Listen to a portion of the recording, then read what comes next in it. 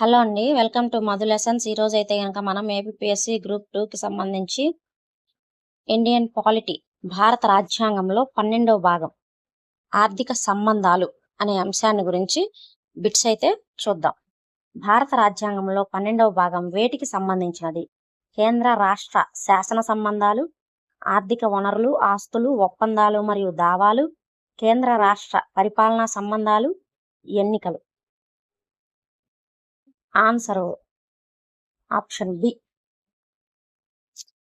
కేంద్ర రాష్ట్ర ఆర్థిక సంబంధాలు, ఆస్తులు, దావాలు వీటన్నింటి గురించి అనమాట. రాజ్యాంగంలోని 12వ భాగము ఆర్టికల్ 264 నుండి 300A వరకు కేంద్ర రాష్ట్రాల మధ్య ఆర్థిక సంబంధాలు, ఆస్తులు, అప్పులు, ఒప్పందాలు మరియు ఆస్తి హక్కును గురించి తెలుపుతుంది. రాజ్యాంగంలో ఆస్తి హక్కు ప్రస్తుతం ఏ ఆర్టికల్లో పొందుపరచబడింది? Article 31, article 300A, article 19(1)(f), article 21. Answer article 300A. 1978లో 44వ రాజ్యాంగ సవరణ ద్వారా ఆస్తి హక్కును ప్రాథమిక హక్కుల జాబితా నుండి తొలగించి 12వ భాగంలోని ఆర్టికల్ 300A కింద చట్టపరమైన హక్కుగా మార్చారు. భారత సంచిత నిధి గురించి తెలిపే ఆర్టికల్ ఏది? Article 265, article 266(1), article 267, article 263. Answer article 266(1). Article 266(1) ప్రకారం కేంద్ర ప్రభుత్వానికి వచ్చే పన్నులు, రుణాలు మరియు ఇతర ఆదాయాలన్నీ భారత సంచిత నిధికి జమవుతాయి. భారత అత్యవసర నిధి ఎవరి ఆధీనంలో ఉంటుంది? భారత అత్యవసర నిధి ఎవరి ఆధీనంలో ఉంటుంది? ప్రధానమంత్రి, భారత రాష్ట్రపతి, కేంద్ర ఆర్థిక మంత్రి, పార్లమెంటు. ప్రధానమంత్రి, భారత రాష్ట్రపతి, కేంద్ర ఆర్థిక మంత్రి, పార్లమెంటు. ఆన్సరు భారత రాష్ట్రపతి. ఆర్టికల్ 267 ప్రకారం ఏర్పాటు చేసిన అత్యవసర నిధి రాష్ట్రపతి ఆధీనంలో ఉంటుంది. ఊహించని అత్యవసర ఖర్చుల కోసం పార్లమెంటు ఆమోదానికి ముందే దీని నుండి నిధులు విడుదల చేయవచ్చు. చట్టం ద్వారా నిర్దేశించబడిన పద్ధతిలో తప్ప ఎలాంటి పన్నును విధించకూడదు లేదా వసూలు చేయకూడదు అని తెలిపే ఆర్టికల్ ఏది? చట్టం ద్వారా నిర్దేశించబడిన పద్ధతిలో తప్ప ఎలాంటి పన్నును విధించకూడదు లేదా వసూలు చేయకూడదు అనే తెలిపే ఆర్టికల్ ఏది? ఆర్టికల్ 264, 265, 266, 268. Answer article 265. ఆర్టికల్ 265 ప్రకారం కార్యనిర్వహణ ఉత్తర్వుల ద్వారా పన్నులు విధించలేరు. పన్ను విధించాలంటే ఖచ్చితంగా చట్టసభ ఆమోదించిన చట్టం ఉండాలి. కేంద్ర ప్రభుత్వం విధించిన రాష్ట్ర ప్రభుత్వాలు వసూలు చేసే, అనుభవించే పన్నులు, స్టాంప్ డ్యూటీల గురించి తెలిపే ఆర్టికల్ ఏది? ఆర్టికల్ 268, 269, 270, 275. Answer article 268. ఆర్టికల్ 268 కింద వచ్చే స్టాంపు డ్యూటీలు, ఔషధాలపై ఎక్సైజ్ డ్యూటీలు కేంద్రం విధిస్తుంది, కానీ రాష్ట్రాలు వసూలు చేసుకొని తమ వద్దే ఉంచుకుంటాయి. అంతర్రాష్ట్ర వ్యాపారం మరియు వాణిజ్యం. అంతర్రాష్ట్ర వ్యాపారం మరియు వాణిజ్యంపై విధించే వసూలు మరియు పంపిణీల గురించి తెలిపే ఆర్టికల్ ఏది? Article 269, 269A, 279A, 246A. Answer 269A. 101వ రాజ్యాంగ సవరణ ద్వారా ఆర్టికల్ 269Aని చేర్చారు. దీని ప్రకారం అంతర్రాష్ట్ర వాణిజ్యంపై IGSTని కేంద్రం వసూలు చేసి GST కౌన్సిల్ సిఫార్సు మేరకు కేంద్ర రాష్ట్రాల మధ్య పంచుతారు. ఆర్థిక సంఘం ఏర్పాటును సూచించే ఆర్టికల్ ఏది? ఆర్టికల్ 275, 280, 282, 285.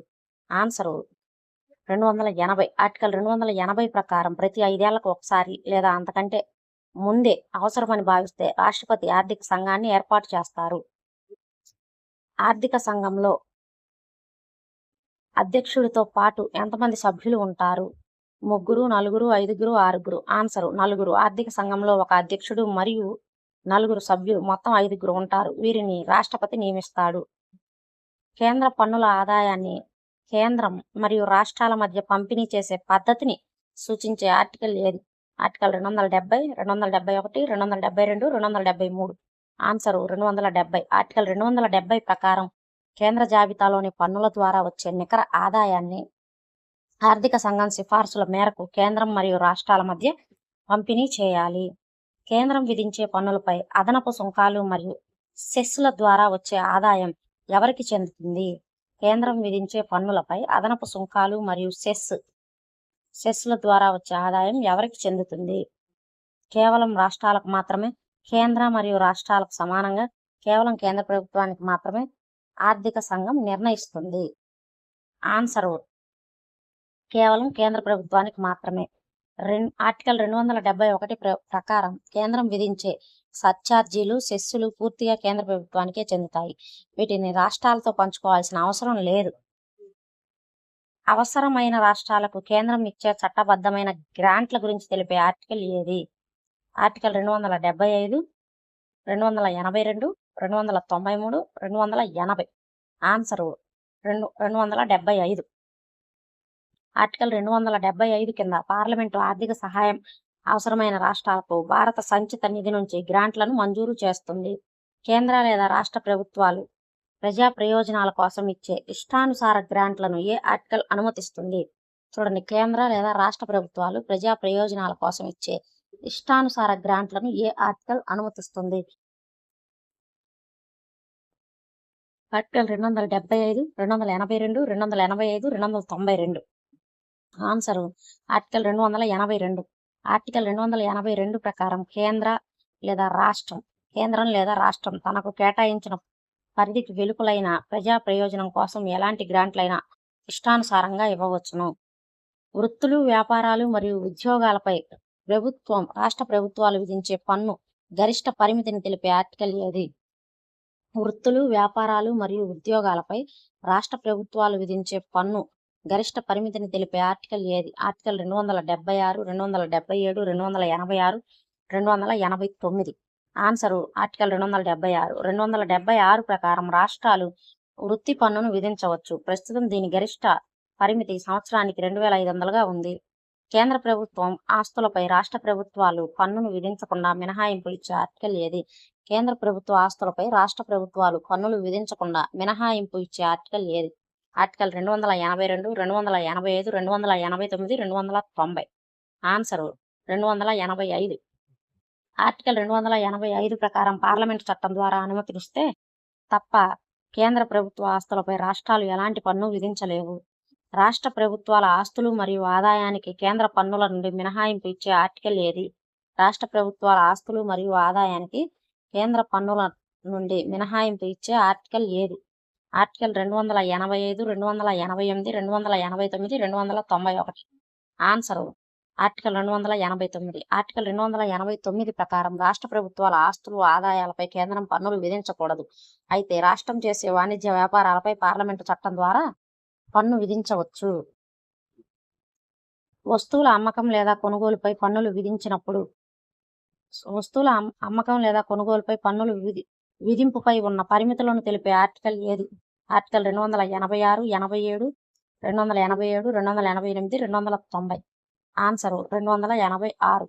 ఆర్టికల్ 286 ప్రకారం రాష్ట్ర సరిహద్దుల వెలుపల జరిగే కొనుగోళ్లు, ఎగుమతి, దిగుమతులపై రాష్ట్రాలు సేల్స్ ట్యాక్స్ విధించలేవు. విద్యుత్ వినియోగం లేదా అమ్మకంపై పన్నుల విధింపు నుండి మినహాయింపులకు సంబంధించిన ఆర్టికల్ ఏది? Article 285, 286, 287, 288.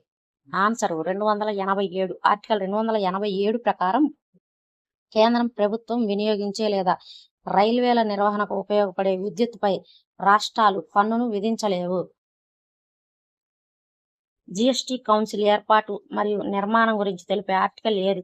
246A, 269A, 279A, 280. Answer 279A. 101వ రాజ్యాంగ సవరణ చట్టం ద్వారా చేర్చబడిన ఆర్టికల్ 279A ప్రకారం రాష్ట్రపతి జిఎస్టీ కౌన్సిల్ను ఏర్పాటు చేస్తారు. దీనికి కేంద్ర ఆర్థిక మంత్రి అధ్యక్షుడిగా ఉంటారు. కేంద్ర ప్రభుత్వం భారతదేశం లోపల లేదా వెలుపల రుణాలు తీసుకునే హక్కును తెలిపే ఆర్టికల్ ఏది? ఆర్టికల్ 292, 293, 294, 295. ఆన్సరు 292. ఆర్టికల్ 292 ప్రకారం కేంద్ర ప్రభుత్వం భారత సంచిత నిధి భద్రతతో పార్లమెంటు నిర్ణయించిన పరిమితులకు లోబడి దేశంలో లేదా విదేశాలలో రుణాలు తీసుకోవచ్చు. రాష్ట్ర ప్రభుత్వాలు రుణాలు తీసుకునే పరిమితులు మరియు నిబంధనలను తెలిపే ఆర్టికల్ ఏది? రాష్ట్ర ప్రభుత్వాలు రుణాలు తీసుకునే పరిమితులు మరియు నిబంధనలను తెలిపే ఆర్టికల్ ఏది? ఆర్టికల్ 292, 293, 295, 296. ఆన్సరు 293. ఆర్టికల్ 293 ప్రకారం రాష్ట్రాలు దేశం లోపల మాత్రమే రుణాలు తీసుకోగలవు. కేంద్ర ప్రభుత్వానికి పాత బాకీలు ఉంటే కొత్త రుణం కోసం కేంద్రం అనుమతి తప్పనిసరి. వారసులు లేని ఆస్తి, యజమాని లేని వస్తువులు ప్రభుత్వానికి చెందుతాయని తెలిపే ఆర్టికల్ ఏది? ఆర్టికల్ 296, 297, 298, 299. ఆన్సరు 296. ఆర్టికల్ 296 ప్రకారం ఒక వ్యక్తి వారసులు లేకుండా మరణిస్తే అతని ఆస్తి ఆయా రాష్ట్ర ప్రభుత్వానికి లేదా కేంద్రానికి చెందుతుంది. భారత భూభాగ సముద్ర జలాలు, ఖండతీర అంచులోని ఖనిజాలు ఎవరికి చెందుతాయి? సమీప తీరం ఉన్న రాష్ట్రానికి, కేంద్ర ప్రభుత్వానికి, అంతర్జాతీయ సంస్థలకు కేంద్ర రాష్ట్రాలు సమానంగా పంచుకోవాలి. ఆన్సరు కేంద్ర ప్రభుత్వానికి. ఆర్టికల్ 297 ప్రకారం సముద్ర తీర ప్రాంతాల్లో ప్రత్యేక ఆర్థిక మండలి మరియు ఖండ తీరాల్లో లభించే విలువైన వనరులు, ఖనిజాలు కేంద్ర ప్రభుత్వానికే చెందుతాయి. కేంద్ర లేదా రాష్ట్ర ప్రభుత్వాలు చేసే వ్యాపార ఒప్పందాలు ఎవరి పేరిట జరగాలి? ప్రధానమంత్రి లేదా ముఖ్యమంత్రి, సంబంధిత శాఖ మంత్రి, రాష్ట్రపతి లేదా గవర్నర్, ప్రభుత్వ ప్రధాన కార్యదర్శి. ఆన్సరు రాష్ట్రపతి లేదా గవర్నర్. ఆర్టికల్ 299 ప్రకారం కేంద్ర ప్రభుత్వ ఒప్పందాలన్నీ రాష్ట్రపతి పేరిట, రాష్ట్ర ప్రభుత్వ ఒప్పందాలన్నీ గవర్నర్ పేరిట జరగాలి. భారత ప్రభుత్వం లేదా రాష్ట్ర ప్రభుత్వాలపై కోర్టులో దావాలు వేయటం గురించి తెలిపే ఆర్టికల్ ఏది? భారత ప్రభుత్వం లేదా రాష్ట్ర ప్రభుత్వాలపై కోర్టులలో దావాలు వేయటం గురించి తెలిపే ఆర్టికల్ ఏది? Article 299, article 300, article 300A, article 301. Answer article 300. Article 300 ప్రకారం కేంద్ర ప్రభుత్వంపై యూనియన్ ఆఫ్ ఇండియా పేరిట, రాష్ట్రాలపై అయితే ఆయా రాష్ట్రాల పేరిట కోర్టులో దావాలు వేయవచ్చు లేదా ప్రభుత్వం ఇతరులపై వేయవచ్చు. కింది వానిలో ఏ పన్ను ద్వారా వచ్చే ఆదాయాన్ని పూర్తిగా కేంద్ర ప్రభుత్వమే ఉంచుకుంటుంది? ఆదాయ పన్ను, కార్పొరేషన్ పన్ను, కస్టమ్స్ సుంకం పైవన్నీ. ఆన్సరు కస్టమ్స్ సుంకం. 80వ రాజ్యాంగ సవరణ తర్వాత ఆదాయ పన్ను, కార్పొరేషన్ పన్నులు రాష్ట్రాలతో పంచుకుంటారు. కానీ కస్టమ్స్ సుంకం మరియు కొన్ని సెస్సులు పూర్తిగా కేంద్రానికే చెందుతాయి. రాష్ట్ర public service commission APPSC, TSPSC ఖర్చులను ఏ నిధి నుండి భరిస్తారు? భారత సంచిత నిధి, రాష్ట్ర సంచిత నిధి, భారత అత్యవసర నిధి, రాష్ట్ర అత్యవసర నిధి. ఆన్సరు రాష్ట్ర సంచిత నిధి. ఆర్టికల్ 322 మరియు 12వ భాగంలోని నిబంధనల ప్రకారం రాష్ట్ర సర్వీస్ కమిషన్ ఖర్చులు, జీతాలు అన్ని రాష్ట్ర సంచిత నిధి నుండే చెల్లిస్తారు. ఆర్థిక అత్యవసర పరిస్థితి విధించినప్పుడు కేంద్ర రాష్ట్ర ఆర్థిక సంబంధాలు మార్పులు సూచించే ఆర్టికల్ ఏది? ఆర్థిక అత్యవసర పరిస్థితి విధించినప్పుడు కేంద్ర రాష్ట్ర ఆర్థిక సంబంధాలలో మార్పులు సూచించే ఆర్టికల్ ఏది? Article 352, article 356, article 360, 365. Answer article 360. Article 360 కింద ఆర్థిక అత్యవసర పరిస్థితి విధించినప్పుడు రాష్ట్ర బడ్జెట్లను కేంద్రం తన ఆమోదం కోసం పంపాలని ఆదేశించవచ్చు మరియు జీతాలను తగ్గించవచ్చు. ఆర్థిక సంఘం సభ్యుల అర్హతలను మరియు వారి ఎంపిక విధానాన్ని నిర్ణయించే అధికారం ఎవరికి ఉంది? భారత రాష్ట్రపతికి, భారత పార్లమెంటుకు, సుప్రీంకోర్టుకు, కేంద్ర కేబినెట్కు. ఆన్సరు భారత పార్లమెంటుకు. ఆర్టికల్ 280(2) ప్రకారం ఆర్థిక సంఘ సభ్యులను వాళ్ళ అర్హతలను నిర్ణయించే అధికారం పార్లమెంటుకు ఉంది. దీనికోసం పార్లమెంట్ ఫైనాన్స్ కమిషన్ చట్టం 1951ని చేసింది. ఆర్థిక సంఘం ఇచ్చే సిఫార్సుల స్వభావం ఎలాంటిది? ఖచ్చితంగా అమలు చేయాలి, కేవలం సలహాపూర్వకమైనవి మాత్రమే, న్యాయస్థానాల ద్వారా అమలు చేయవచ్చు, ఏది కాదు. ఆన్సరు కేవలం సలహాపూర్వకమైన మాత్రమే. ఆర్థిక సంఘం చేసే సిఫార్సులు కేవలం సలహాలు మాత్రమే. వీటిని అంగీకరించడం లేదా తిరస్కరించడం అనేది కేంద్ర ప్రభుత్వం యొక్క ఇష్టం. మొదటి ఆర్థిక సంఘం ఏ సంవత్సరంలో ఏర్పాటైంది? 1950, 1951, 1952, 1955. ఆన్సరు 1951. మొదటి ఆర్థిక సంఘాన్ని 1951లో ఏర్పాటు చేశారు. దీనికి కేసీ నియోగి అధ్యక్షుడిగా వ్యవహరించారు. భారతదేశంలో ప్రస్తుతం 16వ ఆర్థిక సంఘం అధ్యక్షుడు ఎవరు? N K Singh, Y V Reddy, Arvind Panagariya, Rangarajan. Answer Arvind Panagariya. 16వ ఆర్థిక సంఘం అధ్యక్షుడిగా నీతి ఆయోగ్ మాజీ వైస్ చైర్మన్ అరవింద్ పనగారియా నియమితులయ్యారు. దీని కాల పరిమితి 2026 నుంచి 2031 వరకు. ఆర్థిక సంఘం తన నివేదికను ఎవరికి సమర్పిస్తుంది? పార్లమెంటుకు, ప్రధానమంత్రికి, రాష్ట్రపతికి, ఆర్థిక మంత్రికి, కేంద్ర ఆర్థిక మంత్రికి. ఆన్సరు భారత రాష్ట్రపతికి. ఆర్టికల్ 281 ప్రకారం ఆర్థిక సంఘం తన నివేదికను భారత రాష్ట్రపతికి సమర్పిస్తుంది. రాష్ట్రపతి దాన్ని పార్లమెంటు ఉభయ సభలలో ఉంచుతాడు. స్థానిక సంస్థల వనరులను పెంచడానికి రాష్ట్ర సంచిత నిధి ఎలా బలోపేతం చేయాలో సిఫార్సు చేసేది ఎవరు? కేంద్ర ఆర్థిక సంఘం, రాష్ట్ర ఆర్థిక సంఘం, నీతి ఆయోగ్, గవర్నర్. ఆన్సరు కేంద్ర ఆర్థిక సంఘం. ఆర్టికల్ 280(3)(bb) మరియు సి ప్రకారం రాష్ట్ర ఆర్థిక సంఘం సిఫార్సుల ఆధారంగా పంచాయతీ, మున్సిపాలిటీల కోసం రాష్ట్ర నిధిని పెంచే చర్యలను కేంద్ర ఆర్థిక సంఘం సూచిస్తుంది. కేంద్ర పబ్లిక్ అకౌంట్స్ ఫండ్.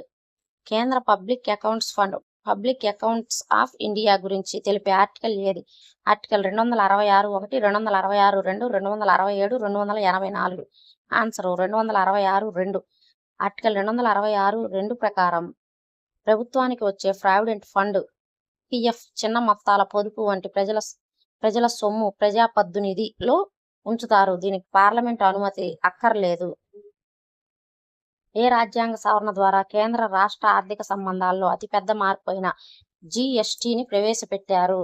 99, 100, 101, 103. ఆన్సరు 101. 2016లో చేసిన 101వ రాజ్యాంగ సవరణ చట్టం ద్వారా దేశంలో వస్తు సేవల పన్ను జిఎస్టిని 2017 జూలై 1 నుంచి అమల్లోకి తెచ్చారు. జిఎస్టి కౌన్సిల్లో నిర్ణయాలు తీసుకోవడానికి ఎంత మెజారిటీ అవసరం?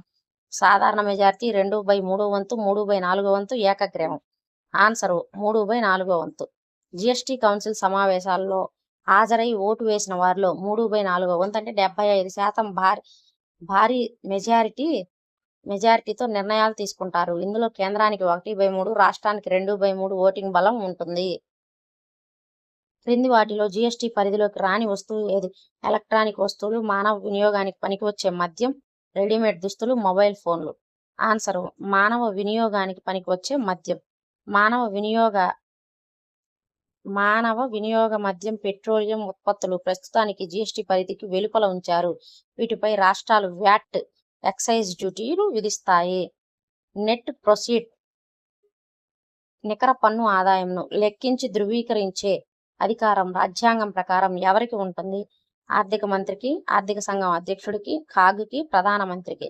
Answer CAG.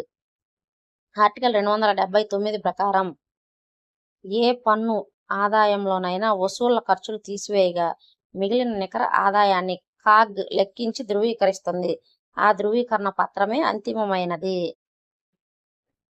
ఒక రాష్ట్ర కేంద్ర ప్రభుత్వానికి లోబడి కాకుండా స్వతంత్రంగా విదేశీ సంస్థల నుండి నేరుగా అప్పులు తీసుకోవచ్చు, తీసుకోకూడదు. రాష్ట్రపతి ప్రత్యేక అనుమతితో తీసుకోవచ్చు, ఆర్బీఐ గవర్నర్ అనుమతితో తీసుకోవచ్చు.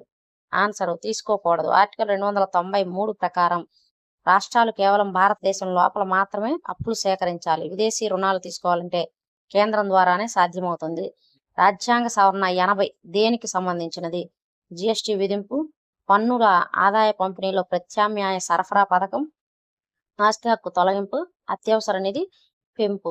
ఆన్సరు పన్నుల ఆదాయ పంపిణీలో ప్రత్యామ్నాయ సరఫరా గురించి తెలియజేస్తుంది. 10వ ఆర్థిక సంఘం సిఫార్సుల మేరకు చేసిన 80వ రాజ్యాంగ సవరణ ద్వారా కేంద్రం పన్నుల మొత్తం పూల్లో 29% ఆదాయాన్ని రాష్ట్రాలకు పంచే పద్ధతిని ప్రవేశపెట్టారు.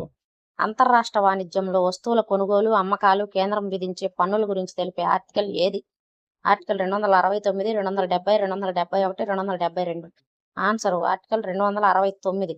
ఆర్టికల్ 269 ప్రకారం అంతర్రాష్ట్ర వాణిజ్యంలో పన్నులను కేంద్రం విధిస్తుంది మరియు వసూలు చేస్తుంది, కానీ ఆ ఆదాయాన్ని పూర్తిగా చట్ట ప్రకారం రాష్ట్రాలకే కేటాయిస్తుంది.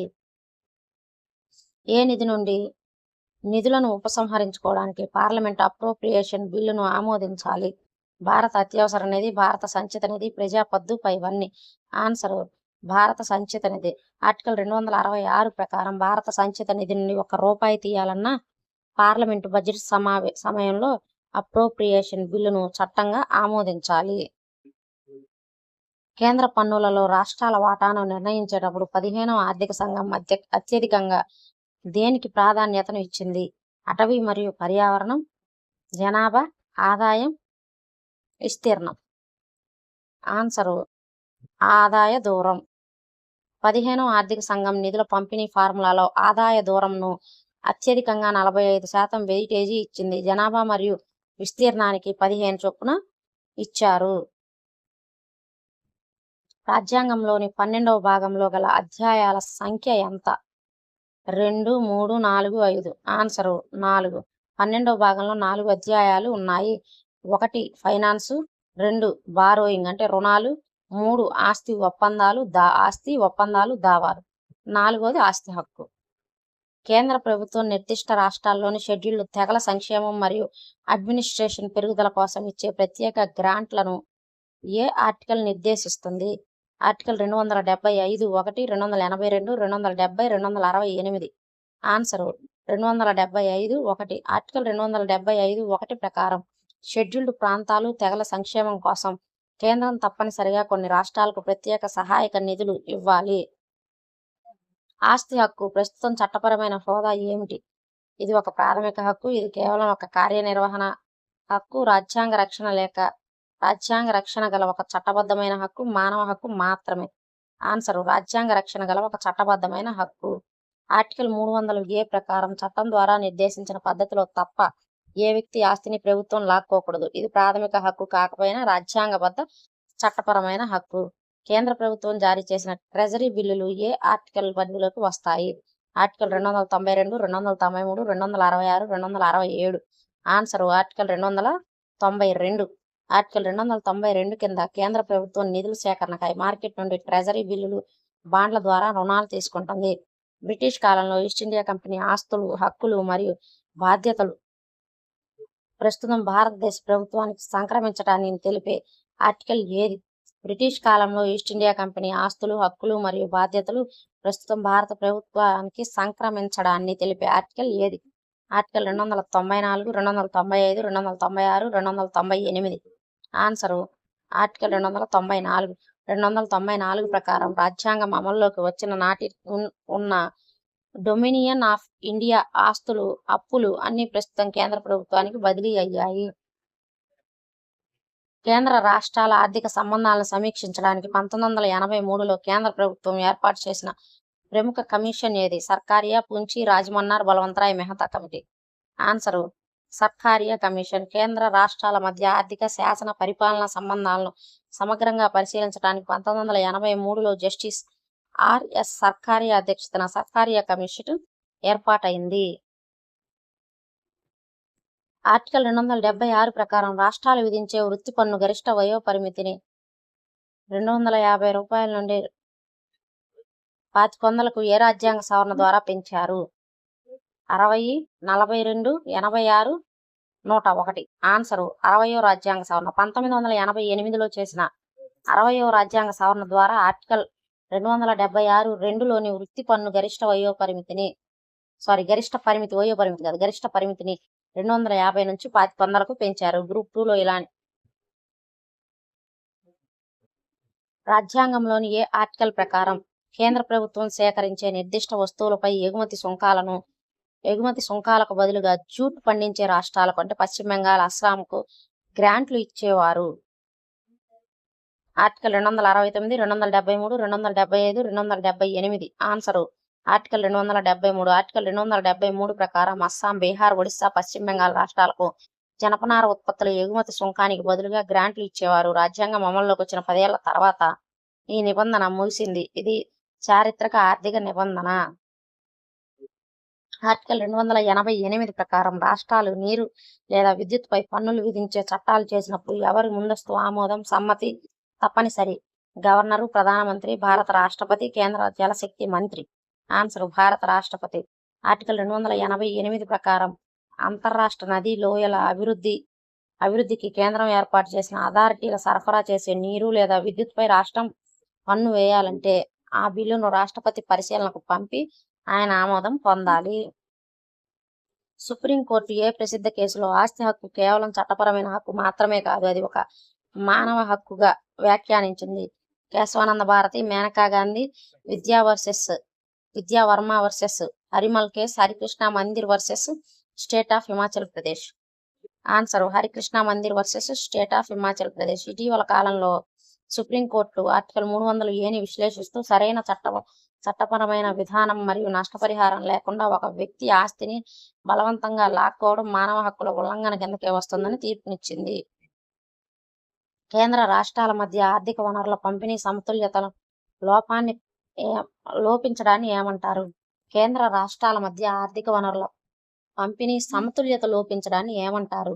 క్షితిజ సమాంతర అసమతుల్యత, నిలువు అసమతుల్యత, బడ్జెట్ లోటు, ఆర్థిక అసమర్థత. ఆన్సర్ నిలువు అసమతుల్యత. కేంద్రానికి ఆదాయ వనరులు ఎక్కువ, బాధ్యతలు తక్కువ. రాష్ట్రాలకు బాధ్యతలు ఎక్కువ, ఆదాయ వనరులు తక్కువ. ఈ వ్యత్యాసాన్ని ఎకనామిక్ పాలిటీ టెర్మినాలజీలో వర్టికల్ ఇంబ్యాలెన్స్ అంటారు. దీన్ని సరిచేయడమే ఆర్థిక సంఘం పని. ఆర్టికల్ 290A ప్రకారం కేరళ మరియు తమిళనాడులోని దేవస్వం బోర్డు నిధులకు ఏ నిధి నుండి ప్రతి సంవత్సరం స్థిరమైన మొత్తాన్ని చెల్లించాలి? భారత సంచిత నిధి, కేరళ మరియు తమిళనాడు రాష్ట్రాల సంచిత నిధులు, భారత అత్యవసర నిధి, తిరుమల తిరుపతి నిధి. ఆన్సర్ కేరళ మరియు తమిళనాడు రాష్ట్రాల సంచిత నిధులు. ఆర్టికల్ 290A రాజ్యాంగ సవరణ ద్వారా చేర్చారు. దీని ప్రకారం ట్రావెన్కోర్ కొచ్చిన్ పరిధిలో హిందూ దేవాలయాల నిర్వహణ కోసం కేరళ సంచిత నిధి నుంచి 46.5 లక్షలు, తమిళనాడు సంచిత నిధి నుంచి 13.5 లక్షలు దేవస్వం బోర్డుకు ప్రతి ఏటా చెల్లించాలి. ఆర్టికల్ 298 ప్రకారం కేంద్ర లేదా రాష్ట్ర ప్రభుత్వాలు ఏదైనా వ్యాపారం లేదా వాణిజ్యం చేయాలనుకున్నప్పుడు దానికి సంబంధించి చట్టసభల పరిధి లేకపోయినా వ్యాపారం చేయవచ్చా? చేయకూడదు. పార్లమెంటు ప్రత్యేక చట్టం చేస్తే చేయాలి. చట్టసభల పరిమితితో నిమిత్తం లేకుండా వ్యాపారం చేయవచ్చు. కేవలం కేంద్రం మాత్రమే చేయవచ్చు. ఆన్సర్ చట్టసభల పరిమితితో నిమిత్తం లేకుండా వ్యాపారం చేయవచ్చు. 1956లో చేసిన 7th అమెండ్మెంట్ ద్వారా ఆర్టికల్ 298ని సవరించారు. దీని ప్రకారం కేంద్ర లేదా రాష్ట్రం తమకు శాసన అధికార పరిధి లేని రంగాల్లో లేదా ఇతర రాష్ట్రాల్లో కూడా వాణిజ్య వ్యాపారాలు నిర్వహించవచ్చు, ఆస్తులు కొనవచ్చు లేదా అమ్మవచ్చు. భారత అత్యవసర నిధి చట్టం ఏ సంవత్సరంలో చేయబడింది? 1950, 1951, 52, 55. ఆన్సర్ 1950. ఆర్టికల్ 267(1)ని అనుసరించి పార్లమెంటు 1950లో భారత అత్యవసర నిధి చట్టం చేసింది. ప్రారంభంలో దీని పరిమితి 5 కోట్లు కాగా ఇటీవల బడ్జెట్లో ఏకంగా దీనికి 30,000 కోట్లు పెంచారు. ఇది ప్రస్తుతం కరెంట్ పాలిటీ బిట్. రాజ్యాంగంలోని ఏ ఆర్టికల్ ప్రకారం కేంద్ర ప్రభుత్వం ఒక రాష్ట్రానికి ఇచ్చిన అప్పులను లేదా గ్యారెంటీలను రద్దు చేసే అధికారం పార్లమెంటుకు ఉంటుంది? Article 293(2), article 292, article 293(4), article 294. Answer article 293(2). Article 293(2) ప్రకారం కేంద్ర ప్రభుత్వం రాష్ట్రాలకు లోన్లు ఇవ్వడమే కాకుండా రాష్ట్రాలు మార్కెట్ నుండి తీసుకునే అప్పులకు గ్యారెంటీ హామీ కూడా ఇవ్వవచ్చు. కింది వాటిలో ఏ అంశం కేంద్ర ప్రభుత్వం విధించే సెస్లకు పరిధిలోకి రాదు లేదా రాష్ట్రాలతో పంచుకోవాల్సిన అవసరం లేదు? Health and education cess, Swachh Bharat cess, Krishi Kalyan cess పైవన్నీ కేంద్రానికే చెందుతాయి. ఆన్సర్ పైవన్నీ కేంద్రానికే చెందుతాయి. ఆర్టికల్ 271 ప్రకారం ఏ రకమైన సెస్ ద్వారానైనా వచ్చే ఆదాయాన్ని కేంద్రం రాష్ట్రాలకు ఇవ్వనక్కర్లేదు. నిర్దేశిత ప్రయోజనం కోసమే దీనిని కేంద్రం వాడుకుంటుంది. జిఎస్టీ కౌన్సిల్ ఆర్టికల్ 279(a)లోని కేంద్ర మరియు రాష్ట్రాల ఓటింగ్ శాతాలు వరుసగా ఏ నిష్పత్తిలో రాజ్యాంగబద్ధంగా నిర్ణయించబడ్డాయి? కేంద్రం 50, రాష్ట్రాలు 50, కేంద్రం 1/2, రాష్ట్రాలు 1/2, కేంద్రం 1/3, రాష్ట్రాలు 2/3, కేంద్రం 1/4, రాష్ట్రాలు 3/4. ఆన్సర్ కేంద్రం 1/3, రాష్ట్రాలు 2/3. ఆర్టికల్ 279(a)(9) ప్రకారం జిఎస్టీ కౌన్సిల్ కేంద్ర ప్రభుత్వం ఓటు విలువ మొత్తం ఓట్లలో 3 వంతు ఉంటుంది. అన్ని రాష్ట్రాల ప్రభుత్వాల ఓట్ల విలువ కలిపి మొత్తం ఓట్లలో 2 వంతులు ఉంటుంది. ఏ నిర్ణయానికైనా 75% మెజారిటీ కావాలి. ఆస్తి హక్కును ప్రాథమిక హక్కుల నుంచి తొలగించిన 44వ రాజ్యాంగ సవరణ జరిగినప్పుడు భారతదేశ ప్రధాన మంత్రి ఎవరు?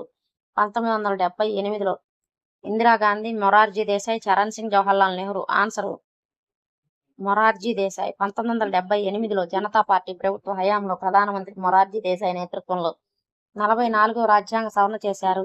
దీని ద్వారా ఆర్టికల్ 31 నుండి ఆస్తి హక్కును తొలగించి 12వ భాగంలో ఆర్టికల్ 300A చేర్చారు. ఆర్టికల్ 266(1) ప్రకారం కింది పేర్కొన్న ఏ ఆదాయం భారత సంచిత నిధిలోకి చేరదు?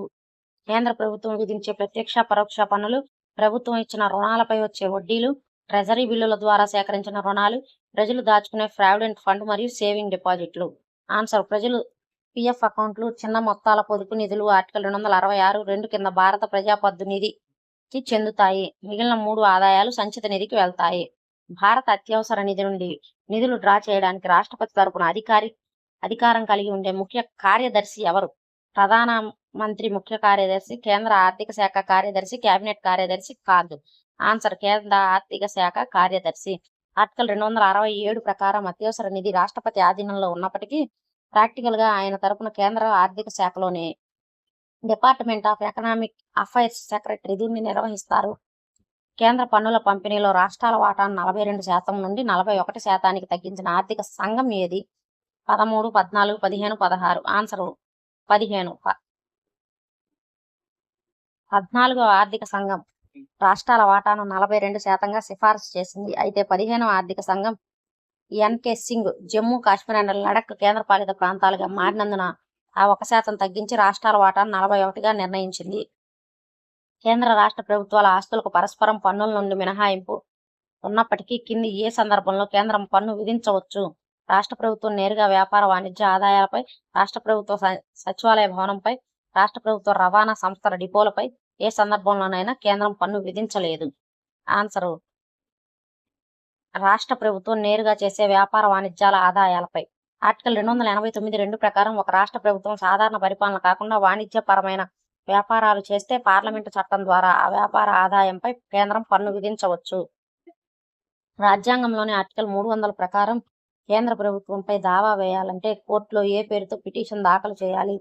President of India, government of India, union of India, central government. Answer union of India. Article 301 స్పష్టంగా పేర్కొంటుంది, భారత ప్రభుత్వంపై దావా వేసినా లేదా ప్రభుత్వం ఎవరిపైనైనా కేసు వేసినా యూనియన్ ఆఫ్ ఇండియా అనే పేరు మీద చట్టపరమైన చర్యలు జరగాలి. ఆర్థిక సంఘం చట్టం 1951 ప్రకారం ఆర్థిక సంఘం సభ్యుడిగా నియమితుడవడానికి కింది వానిలో ఎవరి అర్హత ఉంటుంది? హైకోర్టు న్యాయమూర్తి లేదా అర్హత ఉన్నవారు, ప్రభుత్వ ఆర్థిక మరియు పరిపాలనా వ్యవహారాల ప్రత్యేక అనుభవం ఉన్నవారు, ఆర్థిక శాస్త్రంలో విశేష జ్ఞానం ఉన్నవారు, పైవారందరూ. ఆన్సర్ పైవన్నీ అర్హతలే. ఆర్టికల్ 282 ప్రకారం పార్లమెంట్ చేసిన చట్టం ఈ అర్హతలను నిర్ణయించింది. పైన పేర్కొన్న 3 కేటగిరీల వ్యక్తులతో పాటు ప్రభుత్వ ఖాతాలపై అవగాహన ఉన్న వారిని సభ్యులుగా నియమిస్తారు. ఆర్టికల్ 275 కింద ఇచ్చే చట్టబద్ధమైన గ్రాంట్లు ఎవరి సిఫార్సుల మేరకు రాష్ట్రాలకు కేటాయించబడతాయి?